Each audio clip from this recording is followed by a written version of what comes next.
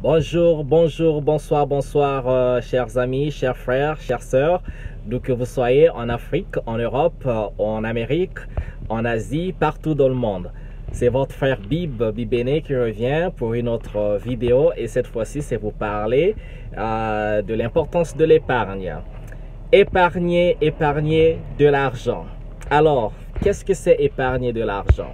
En de simples mots, épargner, c'est juste mettre l'argent de côté pour faire face à des besoins futurs, besoins immédiats ou futurs, à court terme ou à long terme. Voilà. Donc, pourquoi est-ce que c'est important d'épargner? Épargner, si c'est mettre l'argent de côté, ça veut tout simplement dire que vous vous mettez à l'abri du besoin. Quand vous aurez un cas d'urgence, vous aurez toujours de l'argent à côté pour faire face à ce problème qui vous menace. Alors, épargner et comment épargner et à quelle fréquence ou quel pourcentage de votre revenu épargner. Et aussi, quelles sont les habitudes que vous avez vis-à-vis de l'épargne et aussi de la dépense. Pour tout être humain, pour tout adulte, ou encore pas seulement pour les adultes, pour aussi des jeunes qui, à l'âge de 18 ans ou même encore moins, qui obtiennent un revenu par un travail ou bien par un don, c'est très important d'apprendre à mettre un peu d'argent de côté et ne pas dépenser tout ce qu'on gagne. Voilà. Et donc, épargner, c'est bien, c'est déjà un comportement, une habitude qui est très bien, que tout le monde devait avoir, de mettre de l'argent de côté pour penser donc à l'avenir. Et maintenant, comment épargner et quel pourcentage de votre argent épargner? Moi, je pense que pour tout adulte, il est, pour tout le monde d'ailleurs, il est bien important de commencer à épargner un pourcentage qui est proportionnel à votre revenu. Est-ce que selon le montant du salaire que vous gagnez, vous devez vous poser la question, est-ce que épargner 5%, 10% ou 15% ou 20% de votre revenu suffirait donc à vous mettre à l'abri du besoin ou encore à vous permettre d'atteindre donc votre objectif financier futur? Donc, si l'objectif pour vous d'épargner, c'est pour accomplir donc un projet, alors quel est donc le coût total de votre projet? Est-ce qu'on épargne 5 ou 10%, voire 15%? Est-ce que vous arriverez donc à atteindre l'objectif de votre projet? Et donc, combien de temps? Combien de temps vous prendrait-il pour arriver à épargner un budget d'1 million, par exemple, si le budget total de votre projet s'élève à 1 million? Est-ce que vous voulez commencer votre projet dans une année, dans 2 années, dans 3 années? Si c'est le cas, faites de simples mathématiques. Est-ce que 5%, 10% ou 15% de votre argent épargné vous permettrait à atteindre cet objectif-là? Est-ce que si c'est l'objectif, c'est la retraite, tout ce que vous voulez, parce que au moins pour ceux qui ne travaillent pas pour la fonction publique, qui ne s'attendent pas à une pension plus tard, et comment faire un plan de retraite soi-même? Est-ce que dans 20 ans, dans 25 ans, ce que vous épargnez suffirait donc à vous donner une retraite aisée? En comptant bien sûr sur le taux d'inflation, bien sûr, parce que vous savez, le dollar, le euro, quelle que soit la monnaie que vous utilisez, perd de la valeur chaque année à cause de ce qu'on appelle l'inflation. Et donc, la perte de la valeur d'une monnaie pour des causes faits économiques ou bien la fluctuation de la bourse. Voilà, les prix augmentent et donc votre argent perd de la valeur parce que $1 n'a pas la même valeur d'il y a 10 ans ou 20 ans, et donc c'est comme ça. Donc, j'en reviens sur l'importance d'épargner. Dans d'autres cieux, en Europe, aux États-Unis, les gens ont l'habitude d'épargner de l'argent donc en banque. Au Congo, bien sûr, d'où je viens, en Afrique, les gens aussi peuvent épargner de l'argent en banque, dans un compte courant, tout comme dans un compte bloqué. l'importance d'épargner dans un compte bloqué. Vous vous entendez donc avec la banque qui peut vous donner un taux d'intérêt assez élevé et vous mettez d'accord à ne pas utiliser votre argent pendant une période donnée. Donc, on ne vous donne pas accès à votre compte jusqu'à échéance.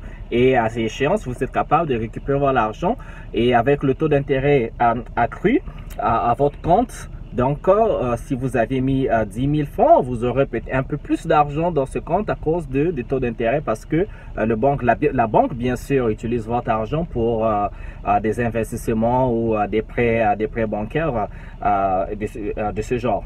Donc, voilà. Donc, la leçon à tirer, c'est donc d'avoir l'habitude de toujours épargner un pourcentage donné de votre argent et de ne jamais dépenser tout ce que vous gagnez. Et quand vous gagnez un salaire, la première des choses à faire serait de toujours enlever ce pourcentage-là à mettre de côté avant d'entamer avec n'importe quelle dépense. Même si vous louez une maison, même si vous avez des factures à payer, la première personne à payer, à récompenser serait vous. La priorité serait donnée à vous-même. Vous prenez un salaire, même si c'est difficile, mais enlevez toujours ce pourcentage-là qui vous permettra d'atteindre votre objectif. Mettez ce pourcentage de côté. Épargnez donc cet argent. Une fois vous l'avez enlevé, vous pourrez maintenant vous occuper donc de votre loyer, de vos factures quotidiennes ou hebdomadaires, mensuelles, comme vous voulez. Ok? Donc, je sais que c'est difficile parfois, mais prenons cette habitude d'épargner de l'argent. Et je reviens encore pour ceux qui sont dans des pays où la bourse fonctionne, le système bancaire fonctionne. Cherchez toujours à mettre votre argent dans des comptes qui vous donnent des hauts taux d'intérêt, des intérêts composés. Ça veut dire si vous avez arrivé à avoir un compte qui vous donne plus de 5%, 10% et voire plus, c'est là où vous mettrez votre argent à votre service. Vous savez, quand vous travaillez chez quelqu'un, vous êtes employé, vous échangez votre temps contre de l'argent. Donc, vous travaillez pour avoir de l'argent. Alors qu'il faut arriver à un certain moment de la vie à mettre votre argent à votre service. Ça veut dire, vous pouvez, pendant que vous dormez, pendant que vous allez en vacances, vous gagnez de l'argent parce que votre argent est à votre service. Pour mettre votre argent à votre service, il faut donc mettre votre argent dans un compte à intérêt composé. En anglais, on dit compound interest. C'est la loi un peu de la règle de 72 qui a été élaborée par Albert Einstein. Le physicien, celui qui a composé donc la loi de l'énergie qui est égale à la masse plus la vitesse de la lumière au carré, et donc lui qui est le père de la physique un peu du nucléaire. Ces formules ont contribué donc à la fabrication de la bombe atomique qu'on a jetée à Nagasaki et Hiroshima pendant la Deuxième Guerre mondiale.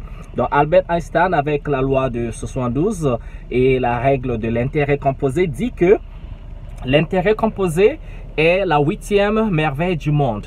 La personne qui comprend cette loi donc la gagne, et la personne qui ne comprend pas la paye. Ça veut tout simplement dire combien de temps prendrait-il à votre argent de doubler ou de se multiplier par rapport au taux d'intérêt que votre compte vous donne chaque mois ou chaque année.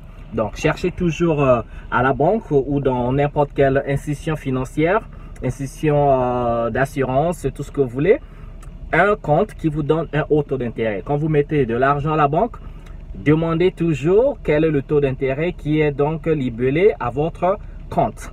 Et donc, le secret, quand vous avez un taux d'intérêt de 10, 15, ce que vous voulez, ça vous permet donc de multiplier votre argent, de ne pas laisser votre argent juste sans mouvement dans un compte comme un compte courant par exemple.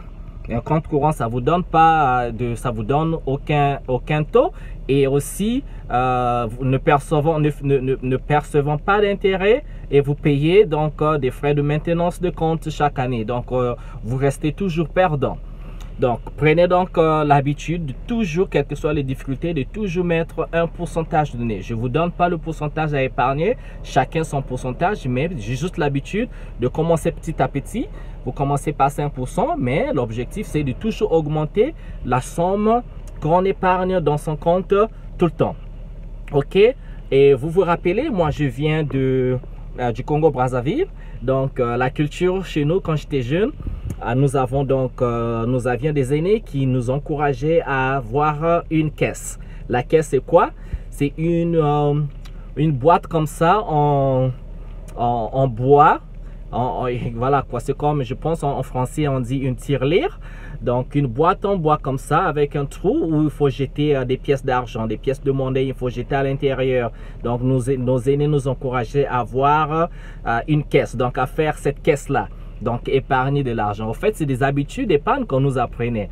Mais en grandissant, beaucoup de nous ont perdu ces habitudes-là. On a pensé que, bah ouais, écoutez, maintenir une caisse, c'est pour les enfants, il ne faut pas le faire. Mais non, c'est pas pour les enfants, en fait. C'était le commencement d'avoir sa propre banque personnelle un tout petit peu, ok? Donc, on épargnait et on avait toujours 25-50 francs, on gardait pendant quelques mois. Et à la fin, quand on cassait cette caisse, eh bien, c'était le bonheur. On se retrouvait avec de l'argent pour acheter les bonbons, les biscuits, les gratanias, quoi d'autre, les beignets, les boules d'ambiance, toutes les friandises que les enfants adorent. Donc, c'était les résultats de la caisse. Une fois brisé, ben, c'était la fête, c'était la joie. C'était la caisse, c'était la joie. Eh bien, en grandissant, il faut maintenir donc cette idée de faire la caisse. La caisse, maintenant, au lieu de mettre l'argent sous le lit, sous le matelas ou dans cette petite boîte là, vous mettez en banque dans un compte approprié qui vous donne un taux d'intérêt assez élevé. Et voilà, épargner ne suffit pas non plus.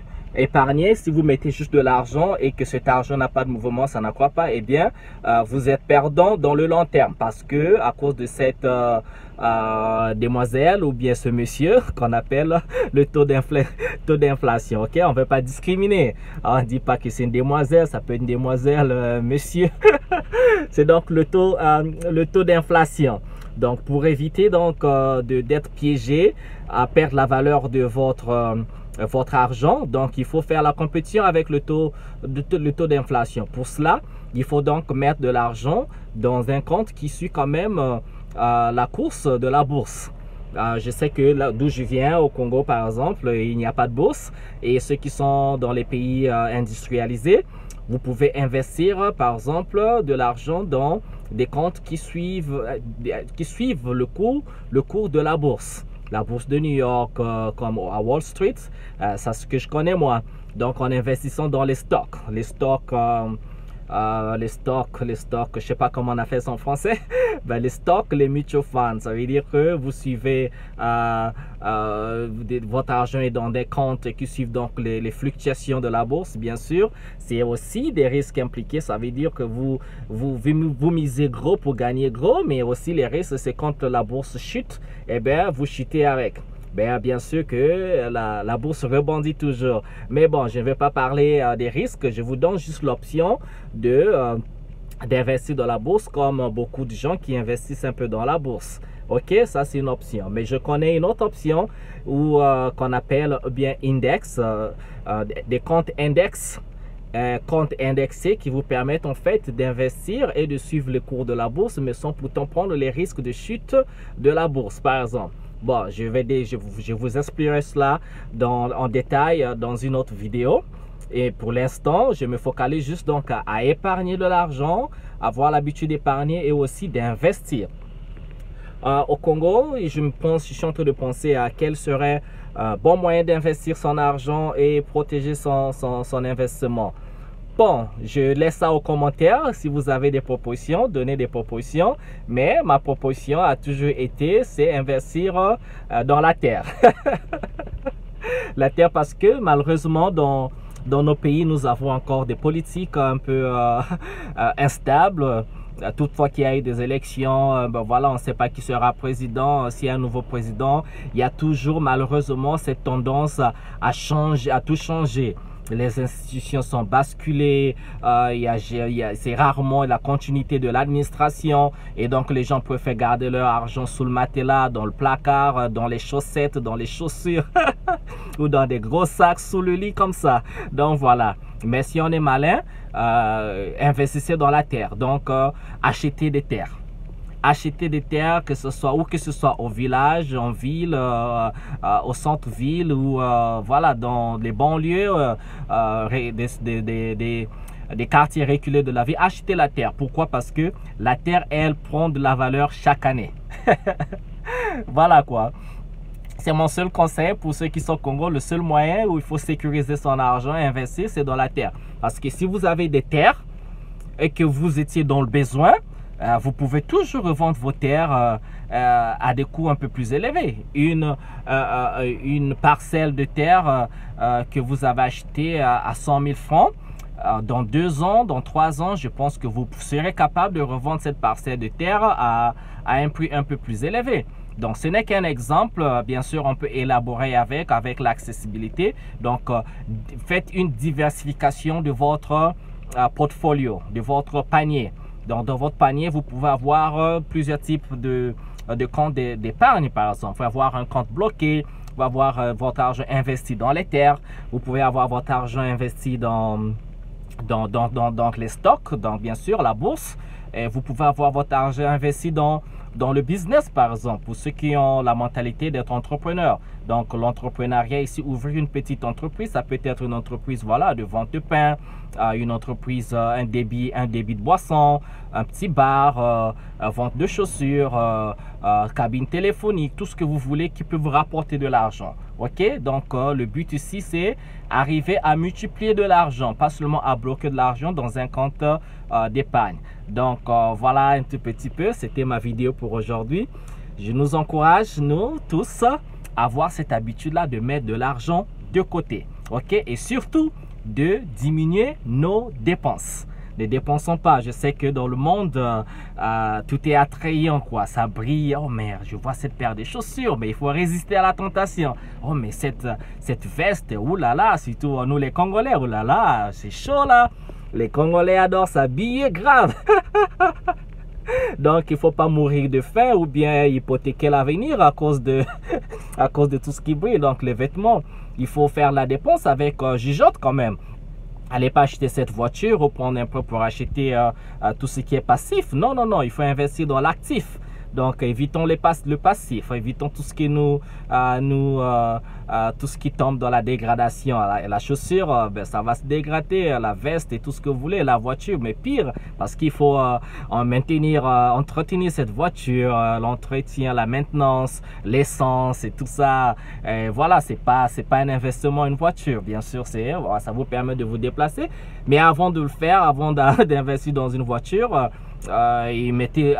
rassurez-vous d'abord que vous aviez donc tout le paquet, quoi. Le paquet est fait, le panier est bien diversifié et vous pouvez vous faire des petits plaisirs comme ça. Donc changeons un peu cette façon de voir. Vous gagnez un revenu, épargnez, après avoir épargné, investissez. Ok, merci de m'avoir encore écouté. C'était une vidéo pour ça, pour nous encourager à mettre toujours de l'argent à côté, donc l'importance de l'épargne. Merci à vous, passez une bonne soirée, une bonne journée, quel que soit d'où que vous soyez dans le monde. Parce que voilà, la Terre, la planète tourne et on vit dans des heures différentes. Ok, chez moi ici il est 15 h et je sais qu'au Congo les gens dorment déjà.